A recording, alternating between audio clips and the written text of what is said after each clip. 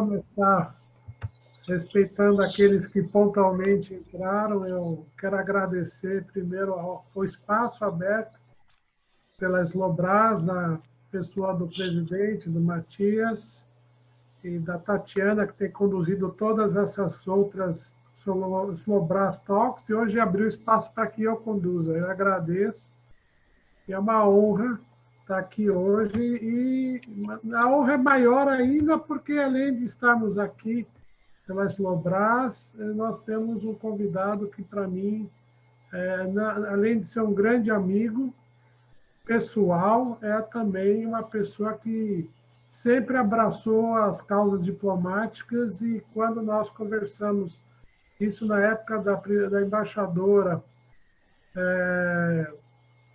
Milena Schmidt,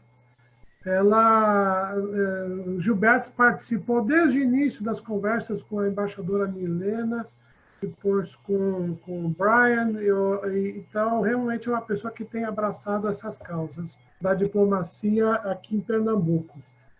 Eu vou me permitir fazer uma breve apresentação, viu, Gilberto? Eu anotei algumas coisinhas aqui, se eu falar alguma coisa errada, você me corrija, por favor, viu? Pois não, amigo. Então, vamos lá. Nosso palestrante de hoje é Gilberto Freire Melo, desculpa, Gilberto de Melo Freire Neto. Olha aí, já fui errando logo no início. Ele hoje é secretário de Cultura do Estado de Pernambuco, mas ele também é produtor cultural. Ele foi ex-superintendente da Fundação Gilberto Freire. Ele é formado em Administração de Empresas pela Universidade Federal de Pernambuco, especialista em Tecnologia da Informação pela mesma universidade, e em Gestão Cultural pela AGCIF, na França. Eu não poderia deixar de mencionar, viu, Gilberto, que você é neto do grande pernambucano e brasileiro Gilberto Freire, um sociólogo, que deixou inúmeros legados para o Brasil. Entre as várias obras, eu vou nomear só 3, que é Casa Grande Senzala, Sobrados e Mucambos e Ordem e Progresso. Entre a vasta bibliografia e livros escritos pelo seu avô. Eu sempre digo que quem quer entender o Brasil como brasileiro e como estrangeiro deveria ter no pé da cama, ali ao lado da cama, a leitura do Gilberto Freire, do seu avô. Ele deixou também 2 legados fantásticos, que é a Fundação Gilberto Freire, que eu já mencionei, que é conhecida como a Casa Museu Madalena Gilberto Freire, que é uma instituição localizada aqui no Recife, uma fundação fantástica que foi iniciada em 1987, que tem como objetivo o desenvolvimento político, social, científico e tecnológico da sociedade brasileira, obviamente dentro da esfera e da ótica de Gilberto Freire. Também temos outro legado que é fantástico, que é muito conhecido e importante, que é a Fundação Joaquim Nabuco, que ela foi idealizada pelo seu avô, Gilberto Freire, em 1947, como o Instituto Joaquim Nabuco de Pesquisas, em homenagem ao grande abolicionista Joaquim Nabuco, que na época, em 1949, estava comemorando o centenário de nascimento. Gilberto é um grande apoiador, sempre foi um grande apoiador do hub diplomático aqui em Recife. Em Recife, nós temos 43 representações diplomáticas, mais outras entidades internacionais, como a ERENE, que é o escritório do Itamaraty, no Nordeste. E só para terminar, Gilberto, eu conversei rapidamente com o embaixador, antes da nossa conversa aqui, ele pediu desculpas por não estar presente, porque depois de meses de isolamento, hoje foi uma das primeiras reuniões presenciais na residência do colega espanhol. Então, ele deixou agradecimento, deixou as portas abertas da embaixada para o desenvolvimento cultural entre os países, entre as regiões, entre o estado de Pernambuco. Bom, eu acho que eu já falei demais, então esse é o nosso palestrante. Para mim é uma honra, novamente, um grande amigo, um grande parceiro, e eu queria passar a palavra agora para Gilberto Freire Neto, para falar um pouquinho da temática que a gente pediu, que é justamente cultura e cooperação cultural, aproximações necessárias. Gilberto, obrigado, a palavra é com você agora. Meu querido amigo Ranier, você me faz uma apresentação que me orgulha e ao mesmo tempo me dá um peso danado nas costas. Porque falar do legado de Gilberto Freire, para qualquer brasileiro, é realmente uma questão de muito orgulho, não tenho a menor dúvida disso, mas para o neto que tem o mesmo nome do avô, é bem pesado, é uma carga muito grande para a gente equalizar. Mas eu imagino que tenha feito, esteja fazendo um trabalho à altura do nome, do legado do velho Freire e tenho muito orgulho, claro, por tudo que ele fez e pela responsabilidade que tenho, não apenas como neto, que tem um nome parecido, mas com uma marca registrada onde quer que ande e que, portanto, tem uma responsabilidade grande nesse legado todo, que não é menor do que a sua em ser brasileiro e em defender seu país, seus valores, sua cultura. Eu hoje estou na condição de secretário de Cultura do Estado de Pernambuco, um cargo que realmente me orgulha bastante de poder contribuir com a política cultural em Pernambuco. Né? Eu vejo cultura como uma ferramenta de integração bem ampla. Né? Se há interesses entre países, o primeiro cenário que a gente deve analisar, se esses interesses prosperarão ou não, são relacionados à cultura. Cultura no sentido mais amplo. Cultura em dividir uma mesa, cultura em dividir uma garrafa de vinho, cultura em presentear, né, e se identificar nos presentes o afeto, o carinho, o respeito. Né, e isso para um pernambucano é um belíssimo sinal de integração. Quando a gente consegue olhar para um visitante, como é o seu caso, que não nasceu em Pernambuco, né, e consegue ter traços tão importantes de pernambucanidades já com um pouco mais de 10 anos de coabitação, né, de trocas culturais aqui nesse estado. Isso eu posso também generalizar um pouco na sua própria relação afetiva que você vem criando e vem transmitindo para todos nós em relação à Eslovênia, né? Um país que você representa aqui no nosso território pernambucano e representa muitíssimo bem, porque eu sou testemunha viva de toda a energia que a Eslovênia, a visibilidade que a Eslovênia passou a ter em Pernambuco, a partir do seu trabalho profissional, da sua condição de bem representar um país que se mostrou extremamente afetivo com Pernambuco, tá? Porque isso é um debate que nós já tivemos algumas vezes e tivemos sempre tomando bons vinhos eslovenos, né? Sobre um pouco da identidade cultural que a Eslovênia possui, dos interesses econômicos, daquilo que ela produz poder ser transferido para consumo no Brasil, ou seja, girar economicamente um produto. Né? É o caso dos vinhos eslovenos, com muita galhardia, vinhos que nós praticamente não conhecíamos, e eu posso dizer que ainda não conhecemos, porque diante de todas as potencialidades que temos, a gente conhece muito pouco, consome muita qualidade nos vinhos eslovenos que aqui chegam, mas a frequência de consumo ainda não é adequada. Eu acho que tem potencial. E eu estou falando do vinho, como podia estar falando de tantas outras coisas que têm tanto valor agregado, né, dentro da cultura eslovena, artigos de design, artigos de metalmecânica, metalurgia e tantas outras coisas que sofisticadas que podem estar sendo ofertadas na economia brasileira. E nos nossos debates fica sempre muito claro que a escala faz muita diferença.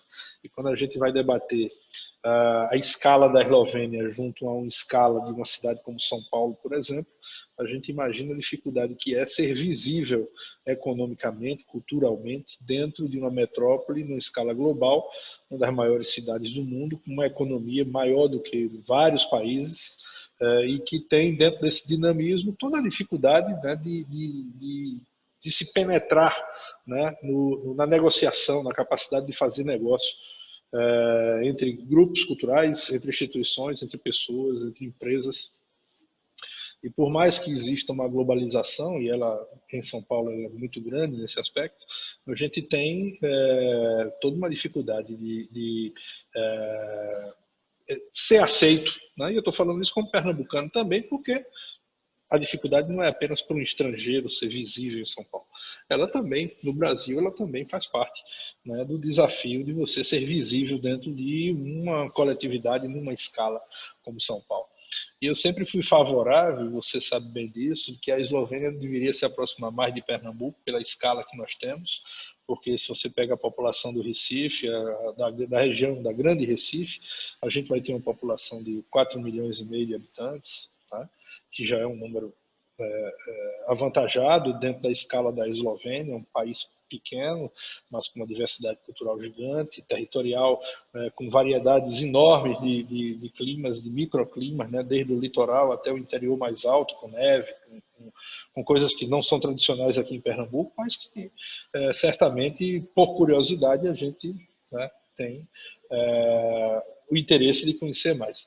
E eu sempre fui muito favorável a gente tentar encaixar a escala da Eslovênia na escala do Recife, para a gente ter diálogo possível, né, com produtos e serviços que possam ou que devessem ser fornecidos, né, ou ofertados à nossa comunidade, né? Primeiro porque são de muito boa qualidade, segundo que tem uma sofisticação, né? Terceiro porque os eslovenos quando aqui estão são muito bem recebidos e são afetivos, né? Que se encaixam na nossa forma de dividir uma mesa com muita alegria, né? Todos os eventos que aqui fazemos, né? E não foram poucos, a gente já tem uma lista já de festivais não apenas de vinho, mas de trufas, né? De vários culinárias eslovenas, né? Então a gente começa a ver que existe uma curiosidade muito grande numa cidade como Recife, que tem um passado histórico muito rico de manifestações culturais, de trocas culturais que foram criadas não exclusivamente aqui por mágica, mas por um ambiente de muita influência de povos que não são nativos daqui, né? Apesar da gente conhecer genericamente a história do Brasil como a união de 3 raças, isso não é de todo verdade em Pernambuco. Pernambuco tem presença holandesa, tem presença judaica, tem, né, além das africanas mais genéricas, vamos dizer assim, você tem especificidades nos africanos que aqui vieram e que se transformaram no povo pernambucano. E você tem indígenas, e você tem uma variedade enorme de indígenas, e você tem, dentro dessas culturas que foram assimiladas, manifestações culturais das mais diversas, das mais ricas do Brasil, né? E com o passar do tempo a gente vai tendo contato, e não é à toa que o Recife é um polo importante de diplomacia, né? São mais de 40 consulados, né, instituídos aqui no Recife, com um papel de integração muito grande, porque nós somos um porto desde sempre, um porto avançado, um porto que tem uma tradição de compartilhar rotas comerciais das mais diversas. No século XVI, nós fomos parte aqui do maior butim de pirata de todos os tempos, né? Isso está nos livros de história, que a gente lê pouquíssimo ou quase nunca, mas tem as aventuras do almirante James Lancaster, um corsário inglês que passa aqui nas terras de Pernambuco e faz aquilo que se transformou no maior butim de todos os tempos da pirataria ocidental conhecida, né? E fez rico vários dos seus financiadores na Londres,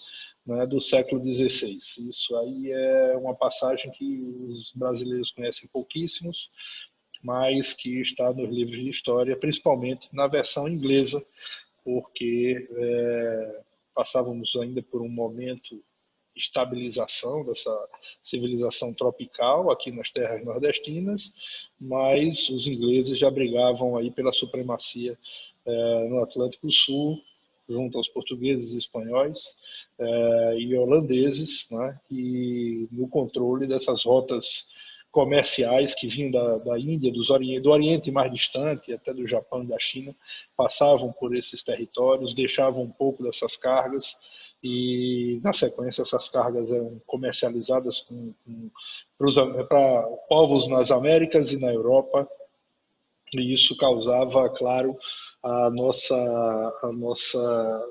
convivência com tripulações das mais diversas, com povos de todas as origens, e vai transformando o Recife numa cidade, numa capital econômica que faz com que no século seguinte, século XVII, os holandeses aqui se estabelecessem, né, na tentativa de controlar o processo produtivo do açúcar, que já era refinado nas refinarias de Amsterdã. E por 24 anos os holandeses aqui permaneceram, não pacificamente, mas, apesar da resistência, deixaram algum legado na arquitetura da cidade, nos costumes. Algumas famílias permaneceram aqui, hoje já todas pernambucanas ou pernambucanizadas ao extremo, não mais com reflexos ou ligações com a Holanda ou com a cultura judaica, que era muito rica naquela época, exatamente pela liberdade de culto que praticamente foi imposta pelos holandeses aqui, contrariando todas as manifestações pela fé cristã de portugueses e espanhóis. A gente, naquela época, estava na chamada União Ibérica, então éramos uma única pátria, e a presença holandesa deixa esse legado. E a partir da presença holandesa, pela necessidade de expulsão dos holandeses de Pernambuco, se criou todo um movimento nativista que praticamente define Pernambuco e os valores pernambucanos, né, com todas as qualidades e defeitos de ser ou de estar em Pernambuco a partir de então, né? E essa identidade pernambucana é uma identidade forte, nós somos extremamente nativistas e, portanto, desconfiados, né? Mas, ao mesmo tempo, com muitos valores libertários, influenciados pelo iluminismo do século, nas manifestações subsequentes que aconteciam na Europa nos séculos seguintes, iniciamos o processo libertário há 200 anos atrás, exatamente, no nosso ciclo revolucionário mais denso, que também é pouco estudado na cultura brasileira, mas que criou revoluções em várias escalas nas terras pernambucanas, nas terras nordestinas, e culmina na Confederação do Equador, em 1824. Daqui a alguns anos estaremos de alguma forma, comemorando, né? Não sei se esse é o termo correto, mas comemorando aquela iniciativa revolucionária de se criar uma república fortemente influenciada pelo iluminismo francês, né? E que abre Pernambuco para o mundo, porque foi um movimento que em 1817, no início de uma revolução chamada Revolução Pernambucana, que pregava um pouco todas essas sementes que eu já coloquei para vocês, Pernambuco passou a ter um governo próprio, passou a ter representação diplomática, passou a ter relação com outros países, né? Então é uma célula que, mesmo com o Brasil Império, a gente já tinha mais ou menos criado uma certa identidade, e era uma tentativa de se buscar relações de autogoverno, de governo diferente do que estava sendo imposto pelo Império do Brasil, mas, ao mesmo tempo, com uma visão de mundo diferente do que aquela visão de mundo da grandiosidade do Império, da centralidade do Império, na capital do Império, que era o Rio de Janeiro. Uma vez que Pernambuco, né, desde o descobrimento até mais ou menos esse período, sempre foi a cidade mais próspera, mais rica, ou mais pujante pela civilização do açúcar, que se impôs como modelo de financiamento, modelo semi-feudal, né? O feudal atrasado, vamos dizer assim, que já não tinha mais na Europa essa característica, mas que foi mais ou menos desenhado pela ocupação de Portugal durante os primeiros ciclos da colonização, nas capitanias hereditárias, impostos a Pernambuco. E Pernambuco foi um dos territórios que evoluiu fortemente dentro desse modelo, utilizando a cana-de-açúcar como referência a um produto global, um produto que era produzido no Brasil, vendido numa escala global, mundo afora, refinado na Holanda, né? Então, essa dinâmica de compra e venda de insumos e de produtos a partir de Pernambuco, ou da Europa, da Ásia, né? Para Pernambuco, ele sempre colocou Pernambuco como uma rota importante comercialmente. né? E lembrar que Pernambuco nasce a partir de Olinda e Igaraçu, uma cidade um pouco mais antiga que Olinda, 2 anos, o início da colonização. Olinda é uma cidade que dentro da sua beleza histórica, era a liderança, né, a capital mais antiga aqui da nossa província, da nossa territorialidade, e o Recife era o arrecife dos navios, era o porto comercial, que vai evoluindo e comercialmente se transforma, dentro do poder econômico que começou a deter, na capital do estado, suplantando Olinda como uma cidade de referência. Sem deixar de ofuscar Olinda como a cidade que tem uma beleza arquitetônica e uma cultura arquitetônica das mais antigas e das mais importantes como referência no Brasil. Então, essa evolução de Pernambuco, ela propicia essas trocas comerciais, essas trocas culturais, essa aproximação empresarial com diversos segmentos que tratam das atividades comerciais que eram da natureza da produção açucareira, né? E até praticamente o século XIX nós fomos economicamente até dependentes da produção açucareira, né? Isso faz com que a gente tenha desenvolvido uma relação com sem passar pela centralidade de um governo central, né, tanto no Império quanto pós-Império, já na República, ou no caso específico de Brasília. Hoje, essa centralidade ela praticamente nunca existiu para os pernambucanos. Sempre foi feito, também pelo tamanho do Brasil, uma aproximação muito mais fácil com a Europa ou com os Estados Unidos. A gente está praticamente aqui distante aqui pela malha aérea, né? Recife e Lisboa são 6 horas de voo, Recife e Miami são 7 horas, né? Então a gente tem a geolocalização favorece essa rede, né, que se estabeleceu desde 1500 com o início do processo de coleta de pau-brasil até hoje, né, nos canais de distribuição de produtos e serviços, como hub econômico, né, como hub consular, como hub portuário, né? Hoje a gente tem não mais o Porto do Recife como centralidade no comércio de produtos e serviços escoados pelo mar. Hoje é o Porto de Suape, que é um porto moderníssimo, né? Um porto líder na movimentação de granéis líquidos e que provavelmente vai entrar numa guerra bem positiva para Pernambuco, para granéis sólidos também. Então, granéis líquidos, porque nós temos uma refinaria, uma petroquímica dentro do complexo portuário industrial, portuário de Suape, e, logicamente, os números são direcionados a essa produção que tem não apenas a chegada, mas a saída de produtos beneficiados a partir dessa cadeia de petróleo e gás. Mas também é um porto que está equidistante das outras capitais nordestinas. Nós estamos dentro de uma centralidade estratégica, com um grau de proximidade, numa escala possível de negócios, com outras territorialidades, né? Um porto avançado mar adentro, que está a 3 dias, 4 dias de viagem da costa africana, né? E me parece que com não mais do que 14 dias eu estaria, por exemplo, no Porto de Koper, na Eslovênia, já dentro de uma região, né, no Adriático, né, em que, por exemplo, o comércio brasileiro é muito fragilizado, porque grande parte da malha que é utilizada no Brasil para produtos de origem ou para o mercado europeu se dá a partir do Porto de Roterdã, eu acho que na escala de 70%, alguma coisa como essa. Então é muito interessante que a gente busque, dentro da nossa identidade cultural, dentro da nossa identidade econômica, dentro da nossa potencialidade econômica, escalas de cooperação que façam sentido, né, para que a gente tenha uma relação construída na confiança, na fraternidade, nos interesses comuns, né, de crescimento conjunto.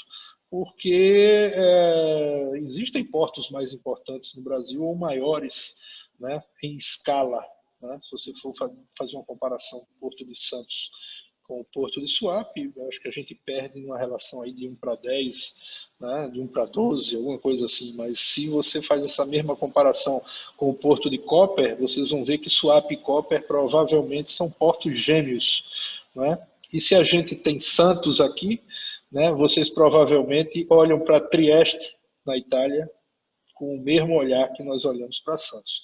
a gente precisa se impor, a gente precisa criar uma estratégia, a gente precisa ser diferente, a gente precisa ser moderno, a gente precisa ser ágil, a gente precisa ser elegante, a gente precisa ser economicamente diferenciado, eu preciso ter tarifas agressivas, eu preciso resolver problemas de transporte marítimo, eu preciso ser diferente do que tradicionalmente todos fazem para poder ser visível. Então, essa minha fala é uma fala provocativa nesse sentido, porque é uma conversa que nós temos sempre, e o cônsul Ranier também fortalece essa discussão, porque toda vez que a gente vai discutir fazer esse debate sobre as potencialidades econômicas e essa visualização desse canal da Eslovênia com Pernambuco, que eu brinco aqui que a escala é parecida, eu coloco essa potencialidade não na escala Brasil, porque não faria o menor sentido a gente tentar fazer essa relação, pelo tamanho do Brasil, pela dinâmica, pelas distâncias.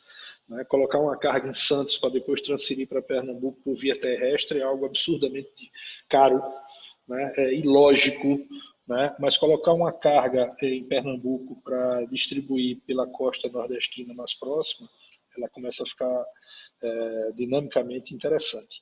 Né? Você tem cidades próximas ao Recife, como João Pessoa, uma cidade um pouco menor que Recife, que tem uma capacidade de absorção de produtos numa escala próxima ao que vocês têm, por exemplo, em Ljubljana. Então passa a ficar visível a escala e a potencialidade do negócio, né? Com um custo de vida parecido com o potencial de consumo, parecido com o potencial de consumo do Recife. Né? E isso vale também para Natal, como vale para Aracaju, né? Que, guardadas as devidas proporções, são escalas semelhantes a provavelmente uma boa parte das cidades que estão dentro do universo de influência de uma cidade como Ljubljana, que certamente tem um produto interno bruto maior, eu não tenho a menor dúvida disso, maior do que as capitais nordestinas, mas eu acho que dentro das frações possíveis, né, seriam de forma bem interessante, economicamente falando, a potencialidade de consumir produtos e serviços sofisticados, qualificados, né, harmonizados dentro dos nossos perfis de consumo,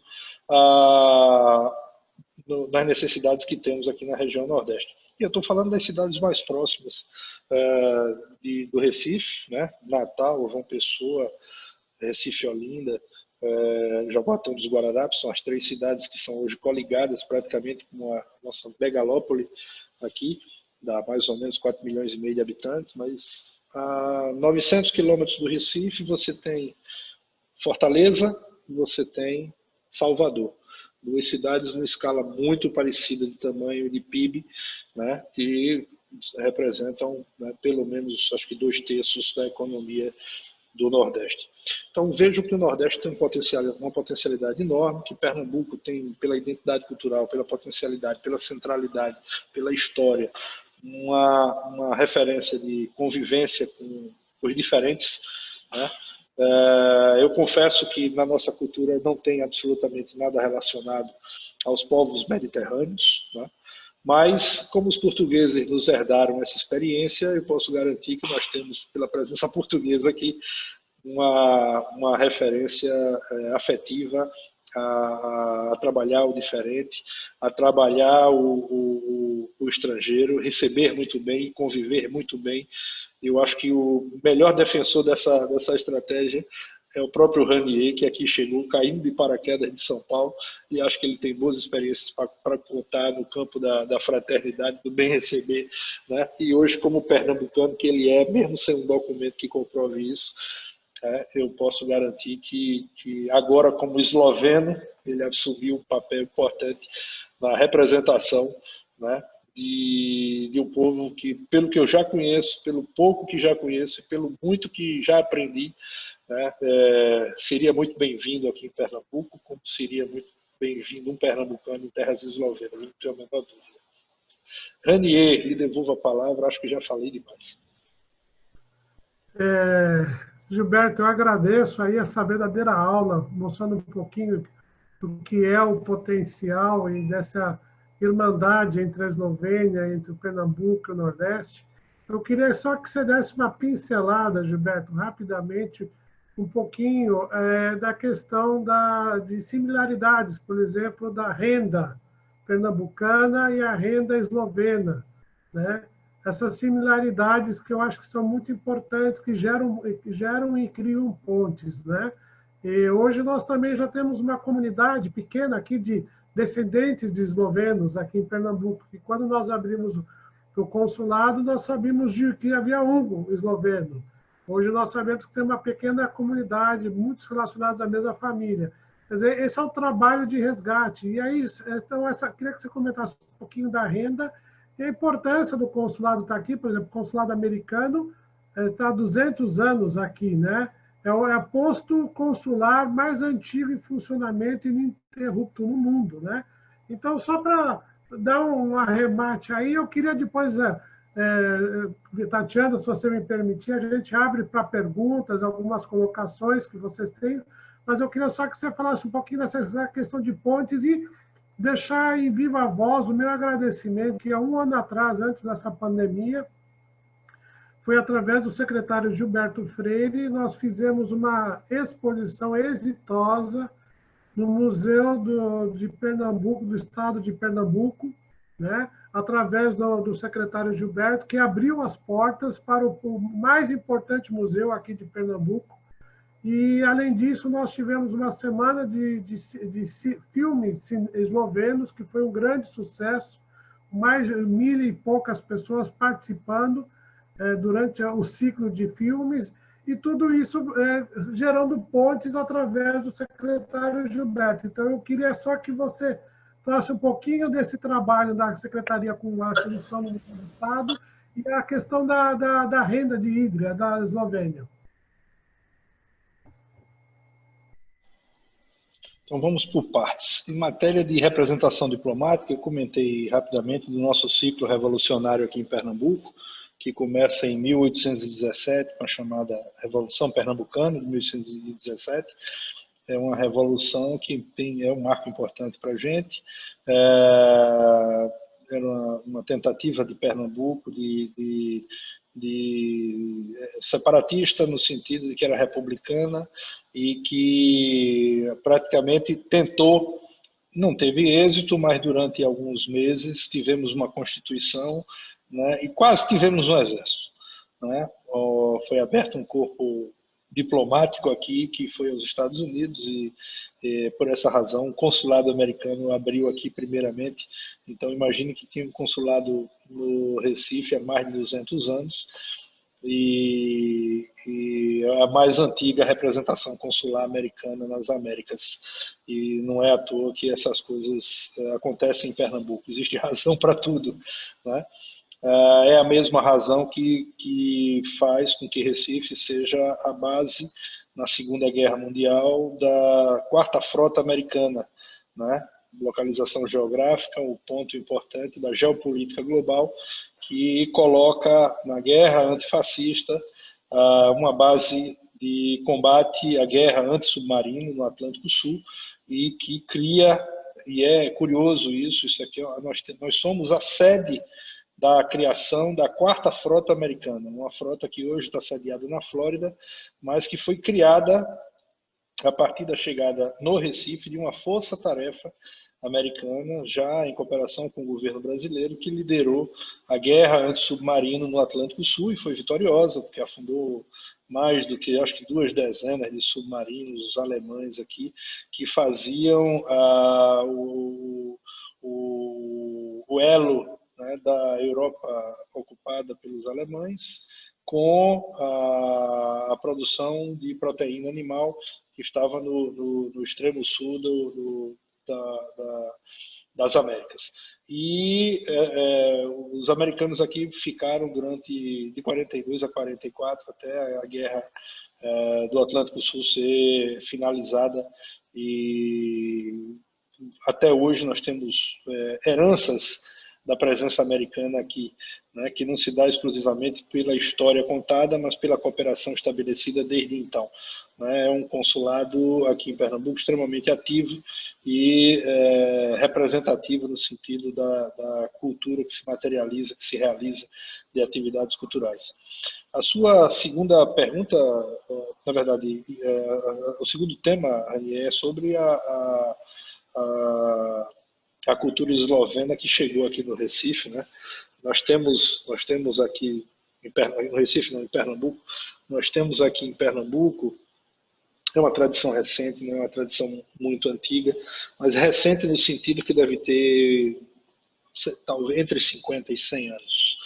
A gente fala de tradição aqui, a tentativa sempre é olhar para 500 anos de civilização tropical, mas imagina que isso deve ter pouco menos de uma centena de anos, que é uma tradição que foi construída em cidades do agreste pernambucano, cidades que estão a mais ou menos... O agreste é uma região de transição entre a zona da mata úmida, com a floresta tropical, com o nosso sertão, quase o semiárido, né? Quase sem água, né?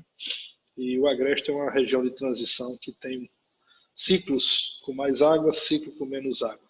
Nos ciclos com menos água, a subsistência ela fica muito fragilizada. Então, ordens religiosas que trabalham até hoje nessa região, começaram a ensinar para diversos segmentos sociais o tecer, né? Para principalmente as mulheres que passavam, enquanto o homem estava no eito trabalhando nas suas plantações, as mulheres estavam em casa fazendo renda, né? Para melhorar a remuneração, coisas para vender, né? A partir de um conhecimento. E eram ordens religiosas de origem belga, né? Que foram trazendo suas experiências, né? Seus conhecimentos para cá.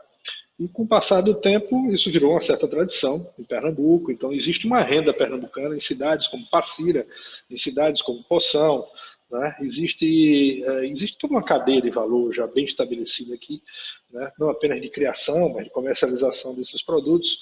E num belo dia, o cônsul Ranier me deu de presente, acho que era uma pedra em que estava incrustada uma renda, né? Eslovena. Quando eu olhei aquilo ali, eu disse: Ranier tem algo muito familiar nisso aqui. E mergulhei, né, exatamente naquilo que eu achava que tinha uma referência aqui em Pernambuco. E nós descobrimos que essa referência em Pernambuco, que vem pelas freiras belgas, na verdade, em algum momento lá atrás, né, fez parte do Império Austro-Húngaro, né, e a gente começa a voltar um pouco mais no tempo e ver que isso é um conhecimento quase milenar, né, de uma certa unidade territorial e, portanto, unidade cultural, né, que por afinidade e carinho chega a Pernambuco. Então, vejam como em cultura nada é tão estanque, né, tão fechado como a gente imagina. Essa mesma referência que a gente tem na Eslovênia hoje, naquela fronteira norte com a Itália, em cidades que estão ali por proximidade, dividindo um pouco dentro do território cultural seus conhecimentos, em algum momento lá atrás, transferiram esse conhecimento num território um pouco maior, né? Eram ordens religiosas que recebiam suas freiras, né, de todos aqueles espaços, e num belo momento essa vinda para o Brasil trouxe uma base de conhecimento que eu não tenho a menor dúvida, muito similar ao que se produz hoje na Eslovênia, dentro de uma tradição mais do que milenar e que chegou ao Brasil, aqui por Pernambuco, e que hoje tem uma identidade com o nosso território fortíssimo, a ponto da gente dizer que essa renda deve ter sido inventada aqui, né? A nossa mania de grandeza como pernambucano, ela nos impõe algumas condições. A primeira é a gente achar que o mundo começa e termina aqui, mesmo que a gente saiba que isso não é verdade. Mas a gente defende sempre isso. Então, é um pouco essa célula eslovena, né? Ela está dentro dos nossos corações, à medida que a gente consegue se identificar tão próximo, né, dessa identidade, né, que é tão simples, mas ao mesmo tempo tão valorosa para todos nós e que ajuda muita gente. Existem muitas cidades aqui que hoje têm na produção dessa renda uma atividade econômica forte, né? E pouca gente sabe que essa referência histórico-cultural, né, ela mexe com vários povos, várias culturas, né, europeias, né, de maior ou menor influência no Brasil, muito além do que a gente acha ou do que a gente conhece, que seria exclusivamente uma influência ibérica, portuguesa, espanhola, né, ou em algum momento incidental aqui no Brasil, quando, na verdade, é algo muito maior que nos integra em vários termos. Você perguntou mais alguma coisa, Ranier? Não, eu só fiz uma afirmação da questão da exposição no Museu do Estado, mas eu queria só lembrar que a colega Wanda, que é a cônsul honorária no Rio de Janeiro, ela mostrou um quadrinho, mostra o quadrinho de novo, da renda. É esse, Gilberto? Deixa eu ver aqui que eu não tô vendo, deixa eu ver aqui. Exatamente. São pontos como esse que a gente tem aqui na nossa tradição. É exatamente isso. Então, eu me sinto muito pernambucano nesse aspecto, viu? Você agora que vai ter que defender que essa renda é sua, porque na verdade eu acho que essa renda é nossa. Mas, olha, a outra questão era só a questão do Museu do Estado, agradecer aqui em viva voz, né, que foi um grande sucesso e criou uma ciumeira, eu posso falar aqui, entre os irmãos, né, entre o corpo consular, porque falou, puxa vida, que coisa fantástica, a Eslovênia começou agora e já conseguiu uma exposição, aí com apoio, a gente tem que agradecer o apoio também da Embaixada, obviamente, da Slobras também apoiou, mas nós conseguimos, por causa da sua pessoa, Gilberto, o Museu do Estado de Pernambuco. Então, foi uma grande vitória. Então, era só mais um testemunho que uma pergunta. Mas eu queria abrir um pouquinho, Tatiana, se você me permite, alguém quer fazer uma pergunta, uma contribuição, alguma colocação, por favor. Levante a mão, né, Tatiana? Como é que funciona isso? Você quer ajudar? Alguém tem alguma colocação? Gostaria de colocar alguma observação? Fique à vontade, por favor.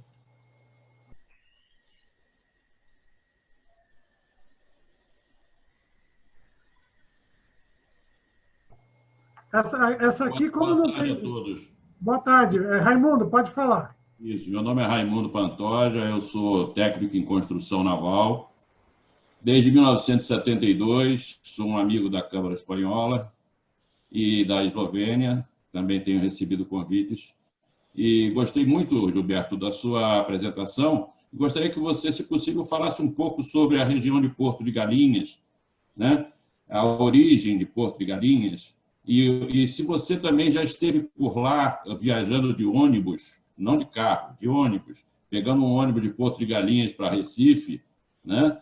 E se já morou lá também, porque eu morei lá 2 anos em Maracaípe, 2 anos em Porto de Galinhas, e eu senti que aquela região ela precisa de um olhar mais amoroso, vamos dizer assim, né?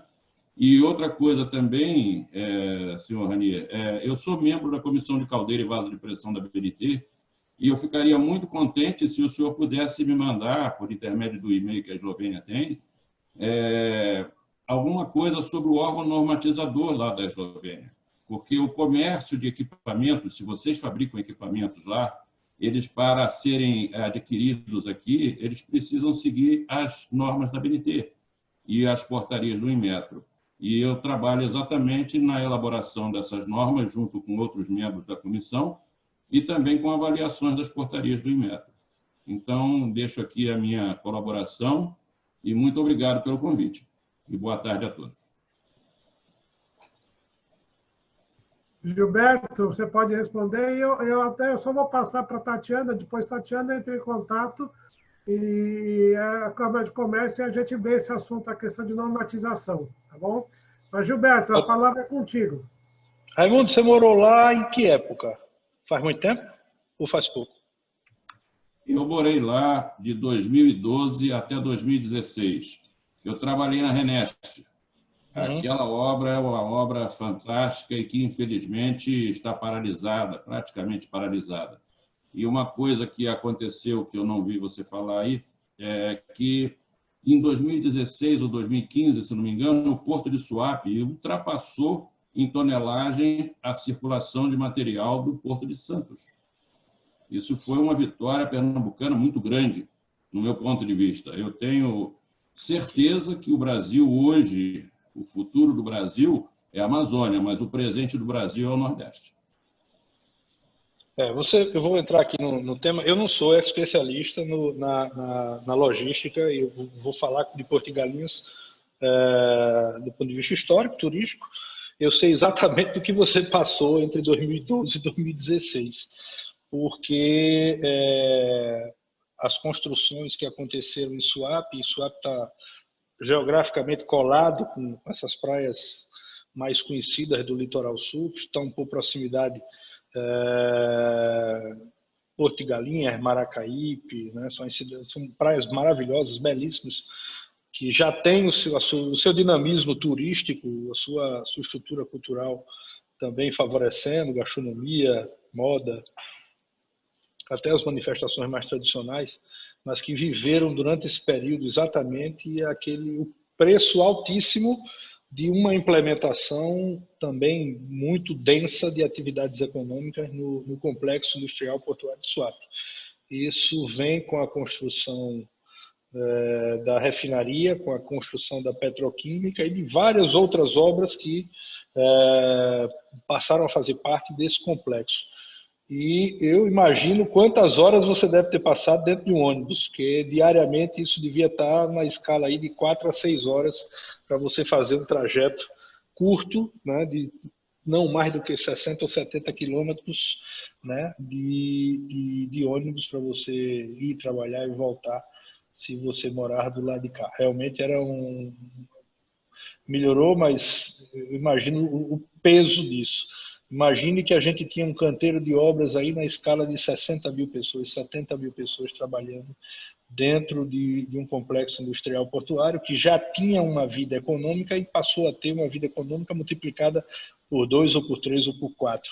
Eu nem sei fazer essa relação direito do que é que existia antes para o que é que existe depois da construção da refinaria, da petroquímica e do estaleiro. Imagina que o estaleiro também faz parte desse complexo, né? E se hoje a gente tem uma retração econômica gigante, e temos, isso coloca o estaleiro na berlinda em relação à sua própria existência. No caso da petroquímica e da refinaria, imagine que a refinaria deve estar com 50% ou menos da sua atividade potencial sendo realizada. E, de fato, você toca num ponto que é o ponto da infraestrutura da logística humana, né, que é complexa aqui para a gente, né? O chegar e sair a partir do Recife para Suape, né, não é diferente, por exemplo, da complexidade do outro lado do estado, do norte, né? A gente está falando do sul, Suape é um porto ao sul do Recife, mas a gente tem um complexo ao norte, que é o complexo automobilístico, com a fábrica da Fiat, né? Então, imagine a fábrica da Fiat com mais 16, 20 empresas, fabricantes de peças para a montadora estabelecer sua linha de produção. Me parece que ela está com 3 linhas de produção, vem uma 4ª em breve. Então, a complexidade que temos hoje para administrar essa estrutura de logística humana é algo realmente complexo, né? E não é simples, é realmente um desafio de Jó, né? Dentro da própria estrutura urbanística da cidade, uma cidade antiga, com 500 anos, em que boa parte das suas vias de penetração partem, né, da centralidade urbana, ou seja, do centro da cidade. Não existe um anel viário ainda estabelecido, só em planejamento, que tire essas atividades econômicas de dentro da estrutura urbanística de uma cidade como Recife, que é uma cidade que, por mais moderna que seja em alguma escala, ela ainda traz referências de 300 anos atrás em boa parte da sua estrutura urbana. E isso, de fato, é um problema a ser resolvido, e é um problema que não se resolve no curto prazo e provavelmente também não se resolve sem expansão econômica. Então, é aquela armadilha trágica, perfeita, que a gente vive em detrimento da nossa realidade imposta hoje, né? Mas existem planos, os planos existem já, de ter um anel viário que exclua dessa unidade urbana toda essa movimentação de mais pesada, vamos dizer assim, e que melhora a logística humana, tanto para o norte, no caso do polo Fiat, quanto para o sul, no polo SWAP. Isso quer dizer também a integração com o sistema transnordestino de trilhos, que vem do porto de Pecém, vai até o porto de Suape e se integra no interior do estado de Pernambuco, na cidade chamada Salgueiro, né, para o sul do país, né, o centro-oeste e sul do país. Né? E isso acontecendo nos próximos anos, a gente já vai ter uma dinâmica de integração muito mais ampla, aumentando, inclusive, a potencialidade que você tocou bem do Porto de Suape, que já é líder em granéis líquidos e que tem uma potencialidade ampliando, inclusive, seu calado para pegar navios de maior escala para fazer o transbordo de contêineres numa escala maior do que habitualmente isso é feito hoje. Isso vai dar uma potencialidade enorme à nossa movimentação. A parte boa de tudo isso é que a gestão de Suape é uma gestão muito moderna e é uma daquelas empresas públicas que tem quase que uma condução no modelo privado diante de tudo que pode fazer com a liberalidade econômica possível e com ferramentas de controle ágeis, modernos e eficientes. Então, isso tem ajudado bastante a condução dessa evolução, desse quadro evolutivo no complexo industrial portuário, que não é apenas um porto, é bom dizer isso, complexo industrial portuário. Existe todo um conglomerado de empresas e várias cadeias, né, muito bem estabelecidas de produção, inclusive algumas bem complexas, né, não apenas naval, offshore, mas também petróleo e gás, né, e aí você já entra, quando fala de petróleo e gás, e você coloca no meio dessa equação uma petroquímica, você já vai para a parte sintética de tecidos, né? Aí já puxa uma cadeia de design, e daqui a pouco eu estou falando do Porto Digital, que é um conglomerado de empresas de tecnologia que tem sua sede geográfica, é um complexo, é um parque tecnológico. No bairro do Recife, ou seja, no centro histórico de quase 500 anos,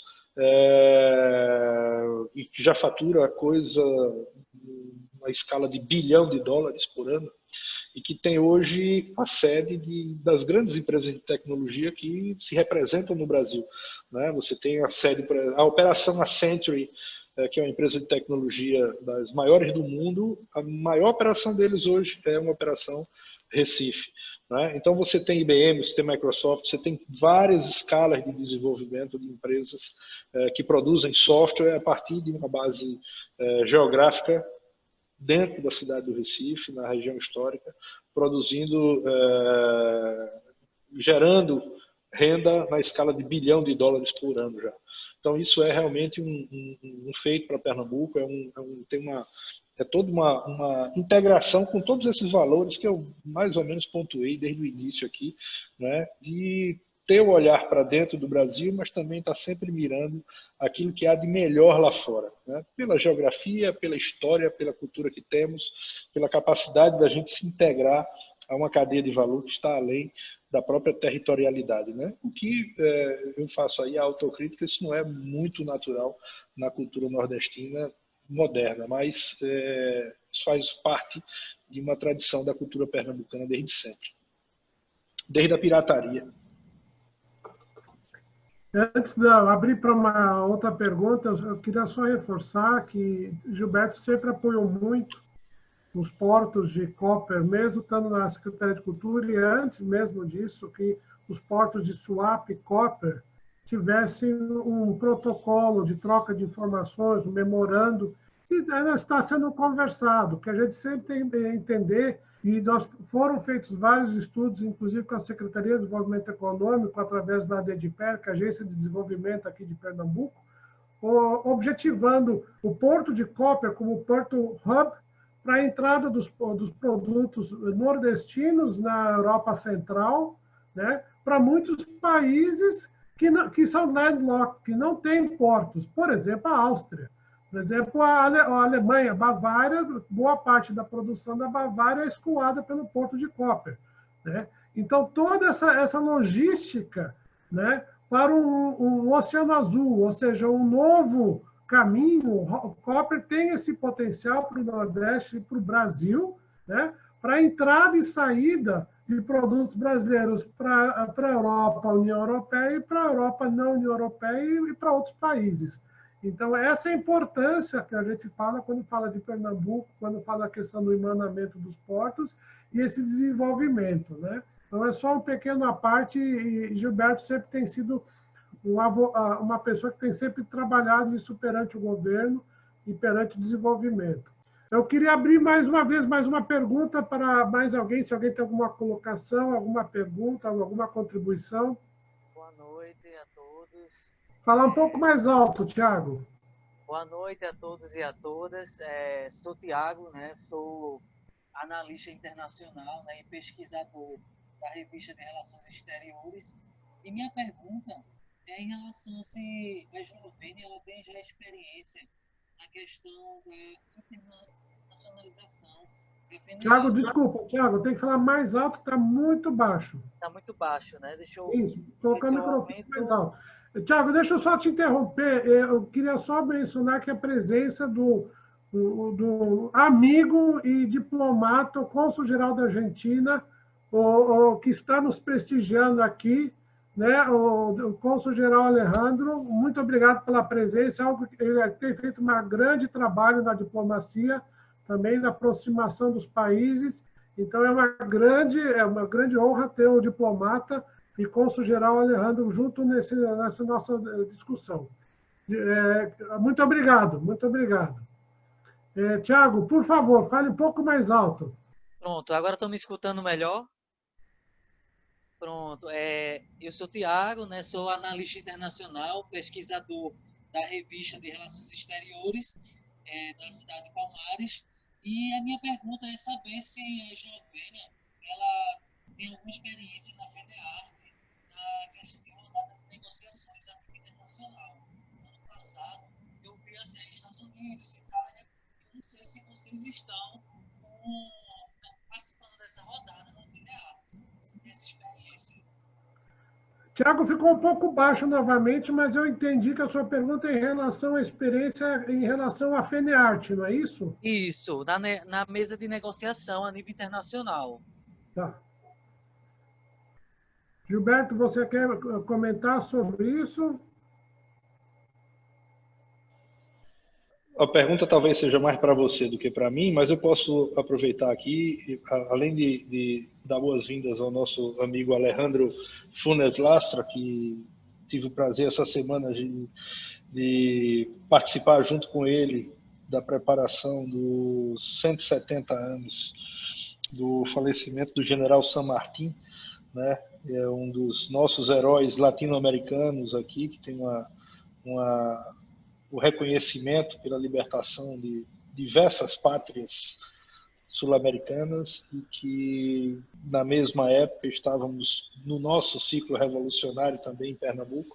Então, por similaridade, a gente já faz uma ponte aqui, não apenas com a Eslovênia, mas também com a pátria argentina. E a Argentina, só para que vocês saibam, é o maior parceiro comercial do estado de Pernambuco. E diferente dos outros países, dos outros estados brasileiros que tem na China o seu maior, o país que tem maior relação comercial, aqui em Pernambuco nós temos a relação com a Argentina. Então, nosso cônsul Funes Lastra é um parceiro não apenas comercial, mas cultural da melhor qualidade. Nosso colega faz a pergunta em cima da FENEARTE. A FENEARTE é a nossa feira de artesanato.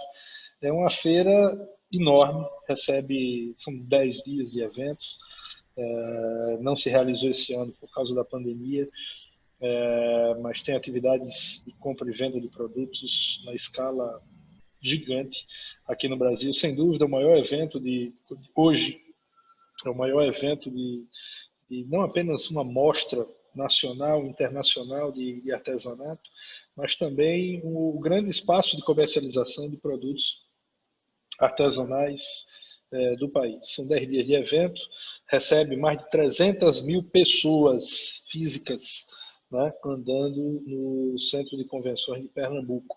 né? E está sendo, logicamente, pela pandemia em Pernambuco, debatido um modelo eletrônico, né? Uma feira eletrônica que deve entrar, já está na dinâmica bem avançada de discussão, mas a gente deve entrar em debate para a realização dela com alguma data, né, que a gente ainda não sabe qual é, mas e nem o tamanho disso, isso não foi debatido ainda, não chegamos aos números, mas deve ter uma versão eletrônica, né, de ensaio pelo menos, até porque a gente também precisa aprender a lidar com isso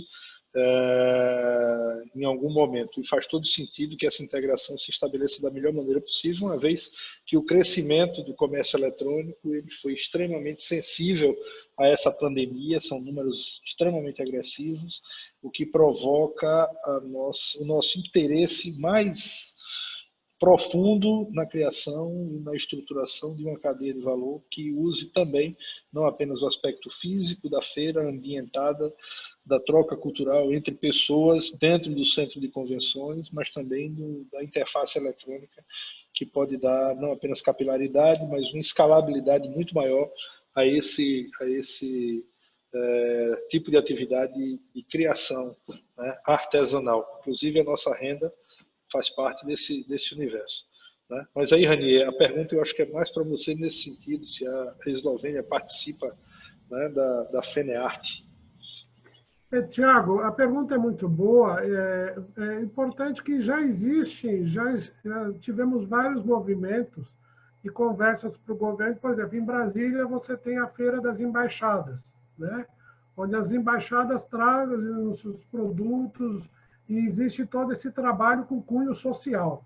Então, nós já tivemos várias conversas com o governo do Estado e também, mas sempre existe, às vezes, alguns entraves na questão de importação dos produtos e como vai ser feito. Mas já existe uma conversa para justamente que dentro da FENEARTE existe um espaço para as representações consulares também terem as manifestações e apresentações das questões culturais. Então, existe essa vontade, sim. Nós já tivemos essa conversa, não teve uma evolução ainda, mas existe essa conversa, sim.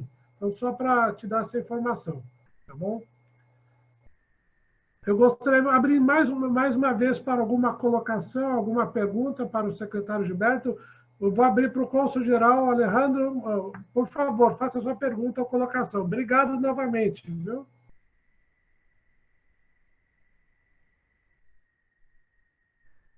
O microfone, Alejandro, o microfone.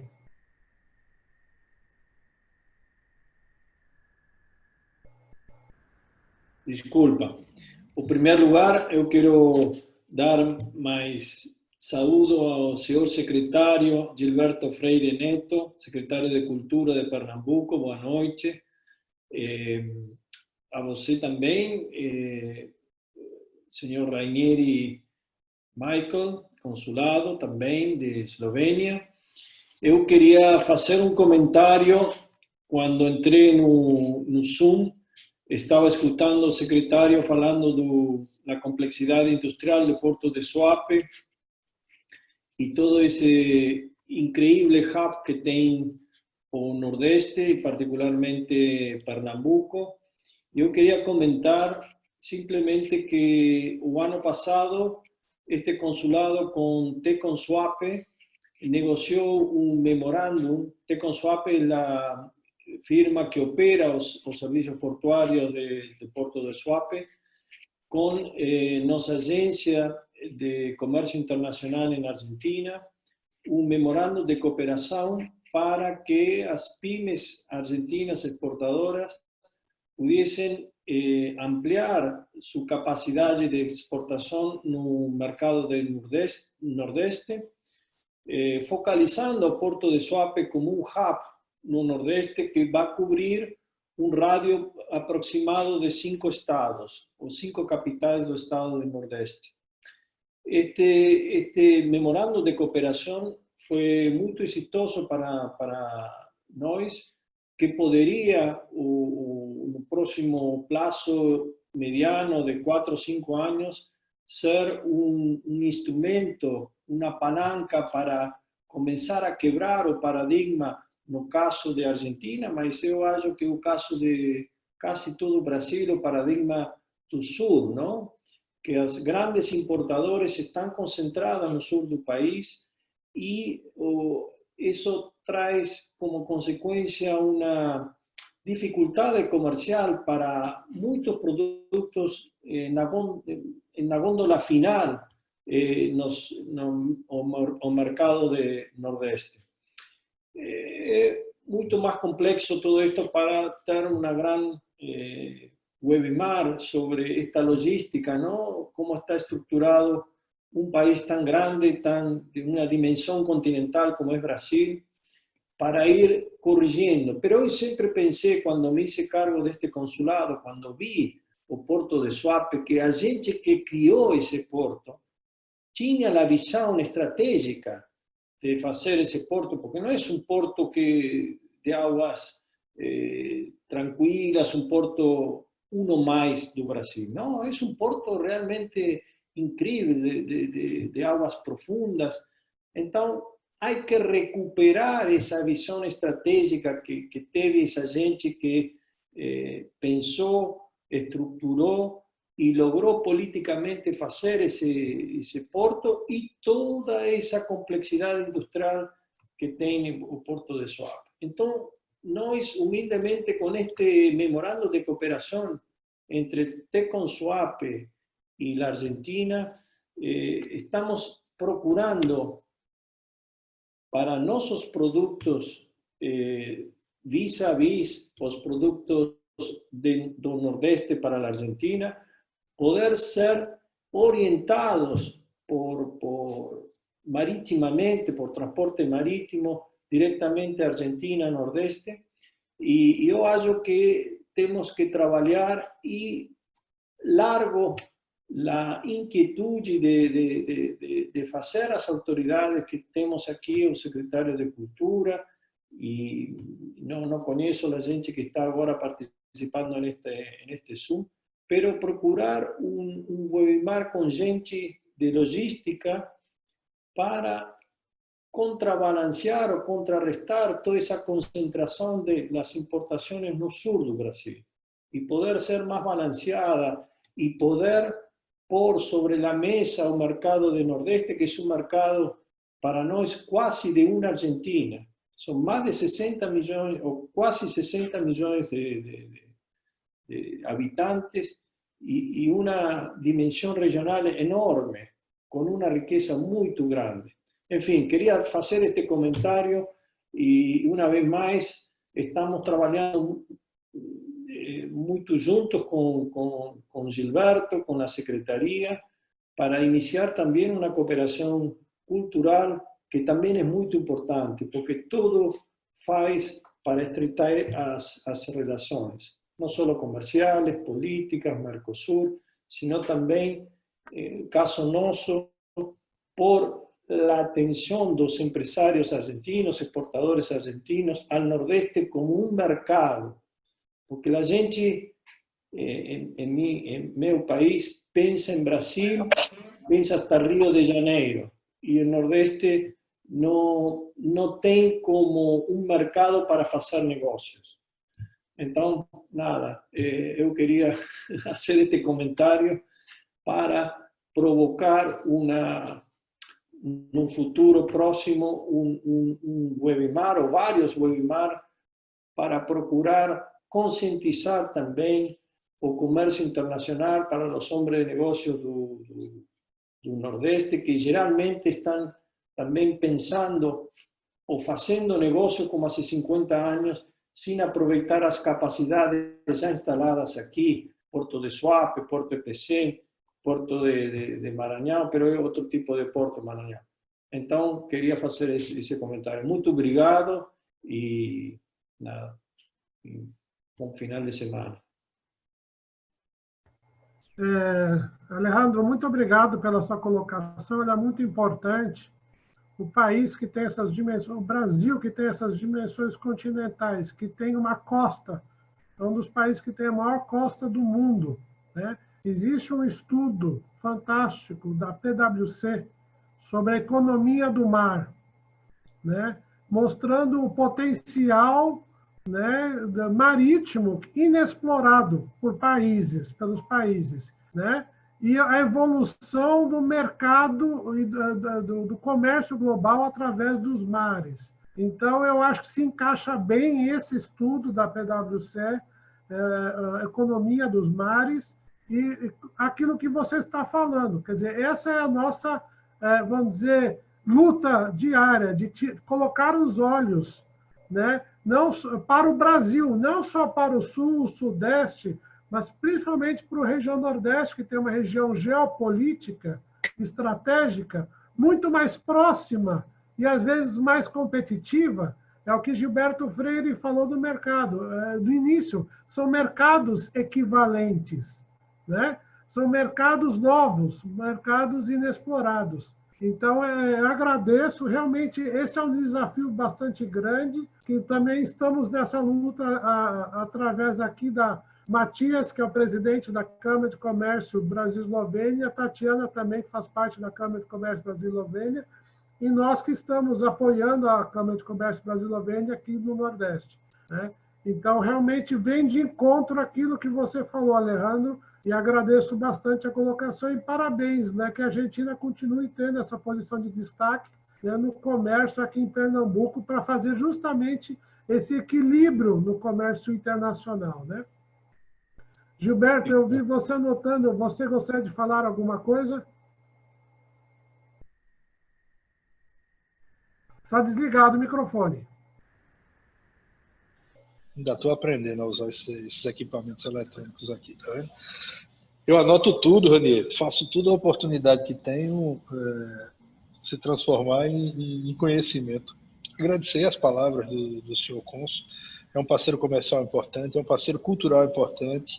E em Pernambuco a gente não fecha negócio em reunião, não. A gente fecha negócio almoçando junto, jantando junto. Né? Não, Ranier, você sabe bem disso. Né? Aqui a civilização do açúcar ainda valoriza o peso de um bigode. Né? Quando a gente olha para a cara do parceiro comercial, a gente tem que ter confiança nele para poder fechar olhando um a cara do outro e, né, amassando aqui a ponta do bigode. Né? Então, ganhar confiança, ter afetividade, dividir uma boa mesa, uma boa conversa, um bom charuto, uma boa cachaça, faz parte de uma tradição pernambucana construída há muito tempo. E é em cima desses valores que são construídos todos os pilares das dinâmicas socioeconômicas do Estado. Né? Tudo com muita confiança, são desafios, não são fáceis, mas são desafios construídos à base da cooperação, são desafios construídos à base da responsabilidade, do papel de cada um dos entes, daquilo que cabe ao Estado, daquilo que cabe à iniciativa privada, né? Dentro de um dinamismo que a sociedade assim espera de todos nós. Então, momentos como esse de discussão são momentos em que a gente tem a oportunidade de olhar nos olhos e compartilhar. E que bom que o cônsul argentino, amigo nosso também, do mesmo jeito que o nosso colega Ranier, da Eslovênia, criou uma narrativa importante sobre um porto, que é o Porto de Suape, que é, sem dúvida, a menina dos olhos de Pernambuco, no sentido da integração global. Né? É um porto global, um porto que tem rotas comerciais globais, né? Que tem uma operação global, né? Por uma empresa, né? Que não é nacional, que opera o terminal de containers. Provavelmente teremos outro terminal de containers sendo habilitado nos próximos anos. Isso vai duplicar a capacidade de operação de Suape, isso vai diminuir o custo da operação de Suape. Então, é bem provável que tenhamos um salto qualitativo na operação logística do Porto de Suape. Isso vai criar uma nova onda de desenvolvimento, vai criar uma nova onda de relacionamento com fornecedores de produtos, serviços, rotas portuárias, né? Todo um dinamismo que vai além do que o Estado de Pernambuco precisa, vai além do que a região precisa, uma vez que a gente busca uma integração sempre de duas vias, né? De receber cargas, mas também de transmitir, né? De transferir valores e cargas, né? e isso vai ser muito importante. Então, o Suape é um desses elos, como é o aeroporto, que se chama também Gilberto Freire, né? Mas não é meu, adoraria que fosse, mas não é meu. Né? O aeroporto também tem a sua parcela de responsabilidade. É um aeroporto que tem uma grande movimentação no Brasil já. Estamos pagando o preço da pandemia, é verdade, mas é uma localização geográfica importante. Hoje a operadora do aeroporto é a AENA, que é uma operadora espanhola, a maior operadora de aeroportos da Europa. Tem mais de 50 aeroportos sendo operados pela AENA. E a AENA, ela fez um desenho bastante agressivo da operação portuária e é bem provável que nos próximos anos a gente tenha o aumento da competitividade da malha aérea a partir dessa operação moderna que a AENA deve implantar aqui. Então, esse é Pernambuco, esse é o Recife, a nossa capital. Não vamos negar os problemas que existem, são vários. Nós somos uma cidade grande, uma cidade que tem as suas dificuldades, né? Uma cidade antiga do ponto de vista dos seus desenhos urbanísticos, mas ao mesmo tempo uma cidade resiliente, em que a gente consegue, nós nos impomos a condição de vencer. Então, ao recifense, ao pernambucano é dado todo o peso de ser pernambucano e de ser recifense e de impor-se uma condição de vencer desafios. Né? Isso tem sido desde sempre, isso tem sido durante a Covid. Nós estamos passando por um momento já bem positivo em relação à pandemia, diante de todo o caos que vivemos no início do ano, mas é bem provável que a nossa economia aqui ela demonstre um aquecimento também com um grau de brevidade, né, além do que a gente tem visto na economia brasileira. Né? Já faz algum tempo que a economia pernambucana cresce o dobro da economia nacional e a gente quer que isso continue. Né? E essa dinâmica é uma dinâmica que é autoimposta pelo próprio pernambucano.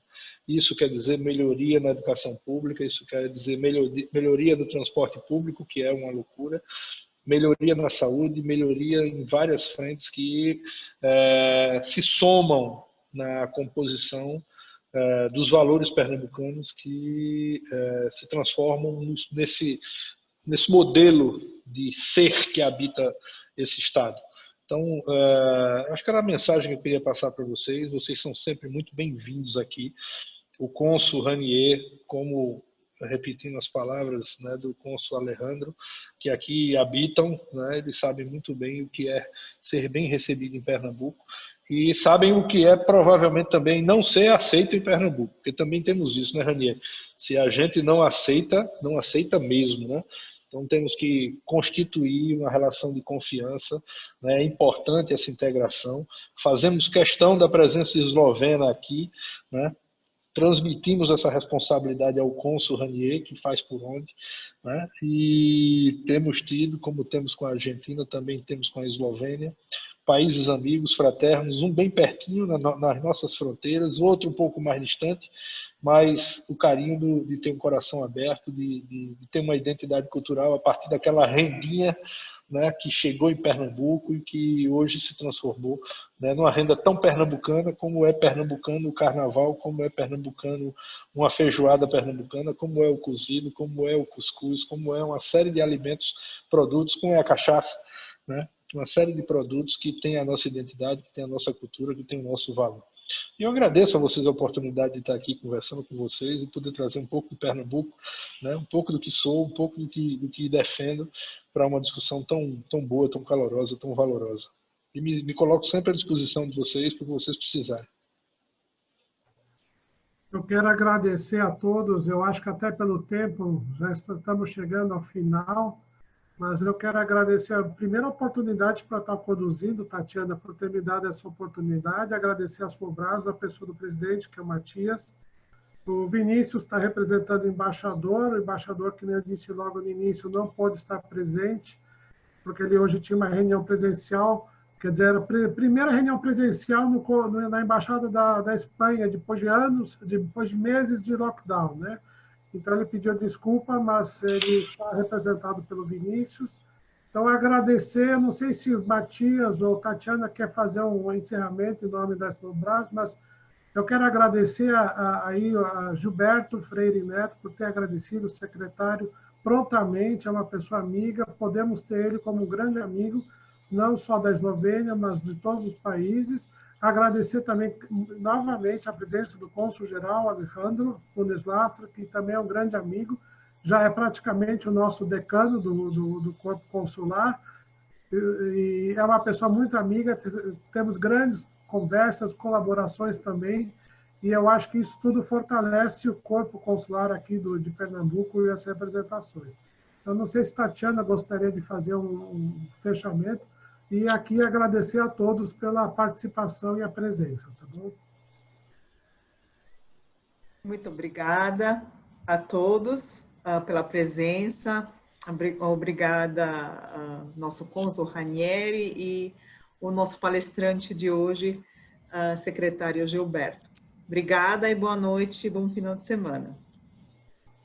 Prazer todo meu. Obrigado, boa noite para todos.